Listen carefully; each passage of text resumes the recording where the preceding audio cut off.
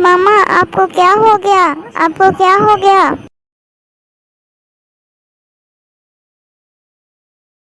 माँ आपको क्या हो गया? यहाँ पे क्यों गिरी हुई हैं?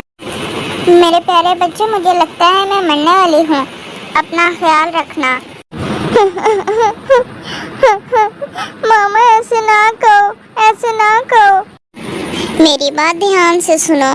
अपने छोटे भाई का ख्याल जरूर रखना और जब भी तुम्हें मेरी याद आए तो चांद की तरफ देख लिया करना।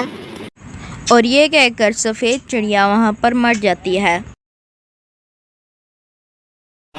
माँ, मैं तुम्हारी बात ज़रूर मानूंगा। मैं अपने छोटे भाई का ख्याल ज़रूर रखूंगा। माँ, मेरा आपसे ये वादा है, मैं भाई का ख्याल ज़रूर रखूंगा और जो आप चाहती हैं वही करूंगा। मैं हमेशा अपने भाई का ख्याल रखूंगा। मम्मा, मम्मा, अरे भाई, मामा को क्या हुआ? कुछ नहीं हुआ चीचू, तुम परेशान ना हो, बस मामा सो गई हैं। लेकिन भाई, मामा कब उठेंगी? जब हम बड़े हो जाएंगे तो मामा उठ जाएंगी। ऐसा करने के बाद आखिरकार सफ़ेद चिड़िया का बच्चा ये तस्लीम कर लेता है कि उसकी मामा अब इस दुनिया में नहीं रही और वो अपने छोटे भाई का ख्याल सुनो, मैं बाहर जा रहा हूँ, तो तुम कोशिश करना कि अपने घोंसले से बाहर ना निकलना। Okay bye. अब सफ़ेद चिड़िया का बच्चा दाने की तलाश में सुंदर तोते के पास आता है। तोते अंकल, क्या आप मेरे साथ दाना ढूंढने के लिए चलेंगे? मेरी मम्मा अब इस दुनिया में नहीं रही। मेरा भाई, छोटा भाई घर पे अकेला है, उसे भूख लगी है, मुझे उसके लिए दाना चाहिए। मुझे माफ़ कर दो, मैं तुम्हारे साथ नहीं जा सकता। दरअसल आज मुझे कुछ काम है, मैंने आराम भी करना है और वैसे मेरे पास बहुत सारा दाना पड़ा है, इसलिए मुझे ज़रूरत नहीं।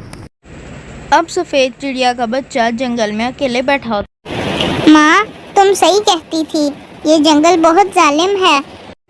वो ऐसी बातें कर ही रहा होता है कि उसको अपने सामने कुछ दाने दिखते हैं जो कि मकई के होते हैं। अब सफ़ेद चिड़िया का बच्चा उन दानों को पकड़ के खुशी खुशी अपने घोंसले की तरफ जाता है। जाते हुए वे सोच रहा होता है कि कहीं उसका छोटा भाई घोंसले से बाहर तो नहीं निकल गया। ये देखो छोटे भाई, मैं तुम्हारे लिए खाने के लिए दाना लेके आया। अरे बहुत शुक्रिया। उसके बाद बड़ा भाई छोटे भाई को सब कुछ बताता है कि मैंने कितनी मुश्किल से दाना तलाश किया मम्मा के बगैर। वो बारी बारी सारी कहानी बताता है और फिर रात हो जाती है और वो दोनों आराम से सो जाते हैं।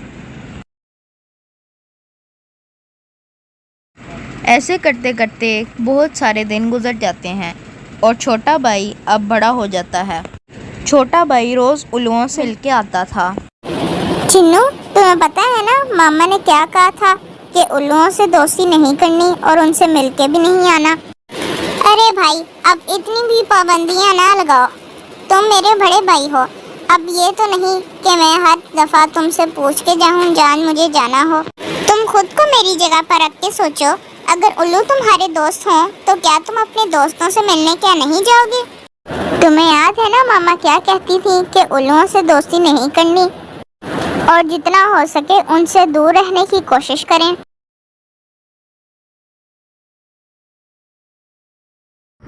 अरे तुमने देखा है उन भाइयों के दरमियान कितना प्यार है, और तुम्हें पता है कि मुझे इन जैसे भाइयों का प्यार तोड़ने में कितना मज़ा आता है। हाँ, ये तो मुझे पता है, इसमें नई बात ही क्या है, तुमने पहले भी ऐसे बहुत से जो है भाइयों का प्यार तोड़ा है।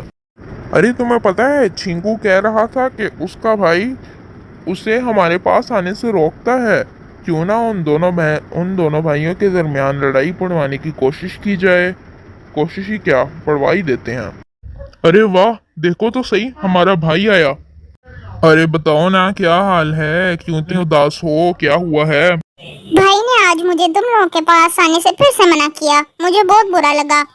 अरे तुम परेशान क्यों होते हो? ऐसा करो कि तुम ये दाने ले जाओ और अपने भाई को जाकर दिखाओ और उसे कहो कि अब मैं बड़ा हो गया हूँ, अब मैं तुम्हारे साथ नहीं रह सकता, मैं अपना बंदोबस्त भी कर सकता हूँ और अपना दाना भी ढूंढ सकता हूँ। उसे कहो कि या तो वो घोंसले में रह सकता है या फिर तुम। हाँ, तुम लोग सही कह रहे हो। ये कहने के बाद वो अपने बड़े भाई के पास चला जाता है और उसके पास जाकर वो यही बात करता है। अरे जरा मुझे ये तो बताओ, तुम्हें लोगों के दरमियान में लड़ाई डलवा के क्या मिलता है? अरे भाई, सुकून के लिए नहीं बल्कि मैं तो ये अपने मज़े के लिए करता हूँ। ऐसे करके मुझे बहुत मज़ा आता है, इसलिए मैं ऐसा करता हूँ। मैंने तुम्हें मना किया था ना कि उल्लुओं के पास ना जाना, लेकिन तुम मेरी बात नहीं सुनते, तुम फिर आ गए।